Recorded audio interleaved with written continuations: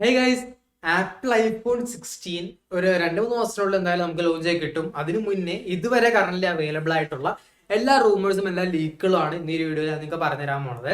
So first of all നമ്മുടെ ആപ്പിളിന്റെ launch വരുന്നത് സെപ്റ്റംബർ 1 അല്ലെങ്കിൽ സെക്കൻഡ് വീക്കിൽ ചൊവ്വ ബുധൻ ദിവസങ്ങളിലായിരിക്കും ലോഞ്ച് വരാൻ ചാൻസ് കൂടുതൽ. അത് അങ്ങനെയാണ് കണ്ടുവരാറ്. പിന്നെ ആ ഒരു റിലീസായ ചൊവ്വ ബുധന് ശേഷം വെള്ളിയാഴ്ച തൊട്ട് നമുക്കത് പ്രീ ബുക്ക് ചെയ്യാനും അവൈലബിൾ ആയിട്ട് കിട്ടുന്നതായിരിക്കും. ഇനിയിപ്പോൾ നമുക്ക് ഫീച്ചേഴ്സ് നോക്കാം. ലേറ്റസ്റ്റ് ചിപ്സെറ്റ് ആയ A18 Pro എന്ന് പറഞ്ഞ 2 വേരിയന്റുകൾ വരാൻ ചാൻസ് ഉണ്ട്.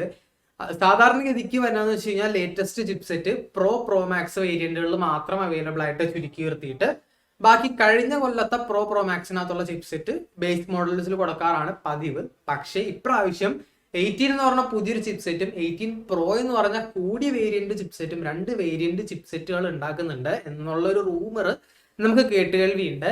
പിന്നുള്ളത് ബിഗ്ഗസ്റ്റ് അപ്ഡേറ്റ് എന്ന് വേണമെങ്കിൽ പറയാം. iOSന്റെ ഹിസ്റ്ററിയിലെ ബിഗ്ഗസ്റ്റ് അപ്ഡേറ്റ് ആയ iOS 18 വിത്ത് AI ഇന്റഗ്രേഷൻ നമുക്ക് എക്സ്പെക്ട് ചെയ്യാം. സെപ്റ്റംബർ ആ ഒരു ടൈമിലുള്ള ഈ ഒരു ലോഞ്ചിന് മുന്നേ ജൂൺ 10 ആപ്പിൾ ഇവന്റ് വരാൻ ചാൻസ് ഉണ്ട്. ആപ്പിൾ ഇവന്റിന്റെ റൂമേഴ്സ് ഒക്കെ കേൾക്കുന്നുണ്ട് ആ ഒരു ഡേറ്റിനെ കുറിച്ച്. അപ്പൊ ആ ഒരു ആപ്പിൾ ഇവന്റിൽ മിക്കവാറും ഈ ഒരു AI അപ്ഡേറ്റ്സ്, അത് ഈ ഒരു OSന്റെ അപ്ഡേറ്റ്സ് ഡീറ്റെയിൽസ് കൂടുതൽ നമുക്ക് അറിയാൻ കഴിയും.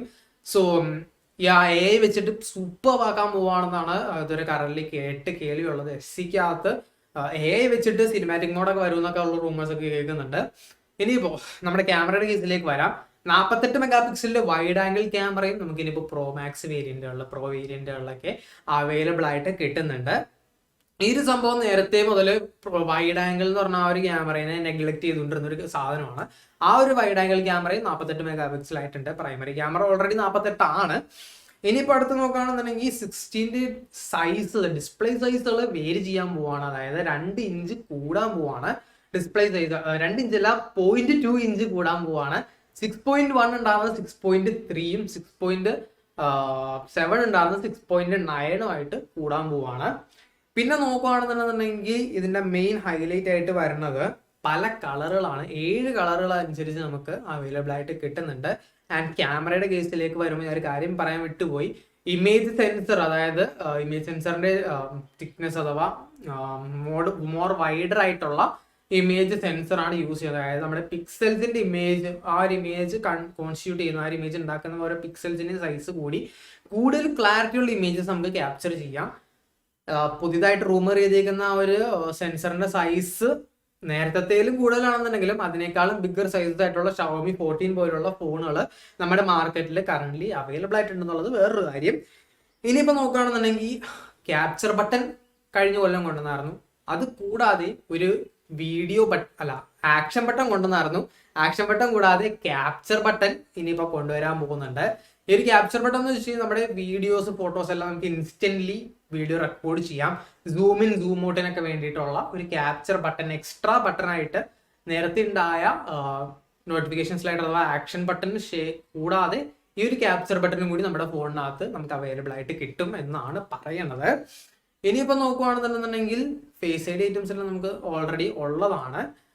ബാറ്ററി കപ്പാസിറ്റിയുടെ കേസാണ്. ബാറ്ററി കപ്പാസിറ്റി നേരത്തെ ഉള്ളതിലും കൂടുതലായിരിക്കും. 6% അടുത്ത് ബാറ്ററി കപ്പാസിറ്റി കൂടും എന്നാണ് പറയണത്. കൂടാതെ പ്ലസ് വേരിയന്റിൽ 9% ബാറ്ററി കപ്പാസിറ്റി കുറയും എന്നും കേൾക്കുന്നുണ്ട്. എന്താണെന്ന് വെച്ച് കഴിഞ്ഞാൽ നേരത്തെ ഉള്ള പ്ലസ് വേരിയന്റിനേക്കാളും 9% ബാറ്ററി കുറവായിരിക്കും എന്ന് പറയുന്നുണ്ട്. അത് എന്തിന്റെ അടിസ്ഥാനത്തിലാണ് അവന്മാർ ഉദ്ദേശിക്കണേന്ന് എനിക്ക് മനസ്സിലായില്ല. പൊട്ടത്തരമായിരിക്കും. എന്നാലും നമുക്ക് നോക്കാം.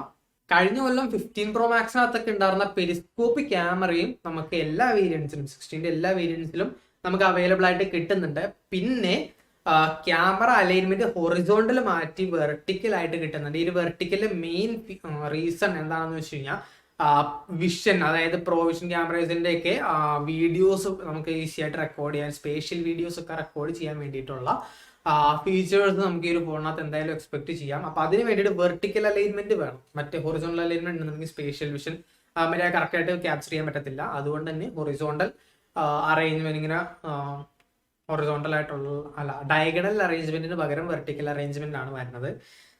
സോ ഇത്രയൊക്കെയാണ് കേസ് നമുക്ക് കറന്റ് കിട്ടിയേക്കുന്ന ലീക്സ്. നിങ്ങൾ എന്ത് തോന്നുന്നു എന്ന് പറയാം. പ്രൈസിന്റെ കാര്യത്തിനെ കുറിച്ച് നമുക്ക് ഡീറ്റെയിൽസ് ഒന്നും അധികം കിട്ടിയിട്ടില്ല. ഇതുവരെ ഉള്ളതിൽ ഏറ്റവും കൂടുതൽ വരാൻ ചാൻസ് ഉള്ള ഫീച്ചേഴ്സ് അവരെ പറഞ്ഞിട്ടുള്ളൂ. വീഡിയോ എല്ലാവർക്കും ഇഷ്ടപ്പെടുന്നതായിരിക്കും. എന്തോരം ലെങ്ത് ആയെന്ന് അറിയാൻ പാടില്ല. എഡിറ്റൊക്കെ ചെയ്ത് കഴിഞ്ഞാൽ ലെങ്ത് അറിയാൻ പറ്റുള്ളൂ. നിങ്ങളുടെ ഫ്രണ്ട്സൊക്കെ ഒന്ന് ഷെയർ ചെയ്ത് തുടങ്ങാം. അടുത്ത എന്തെങ്കിലും വീഡിയോസ് അടുത്ത് ഏതെങ്കിലും ഫോണിനെ കുറിച്ചൊക്കെ അറിയണമെന്നുണ്ടെങ്കിൽ താഴെ കമന്റ് ബോക്സിൽ പറയാം. അപ്പോൾ എന്തെങ്കിലും വീഡിയോ ഇമ്പ്രൂവ് ചെയ്യാനായിട്ടുള്ള എന്തെങ്കിലും സജഷൻ ഉണ്ടെങ്കിൽ പറയാം. ഓപ്പൺ ടു സജഷൻസ് എന്നുണ്ടെങ്കിൽ പറയാം. വീഡിയോ ബെറ്റർ ആയിട്ട് ഇമ്പ്രൂവ് ചെയ്യണം. So bye guys. Anything you want, anything you need. Your mind's got the key ingredient, it's belief. Better see with the negativity, but I just slide right by that.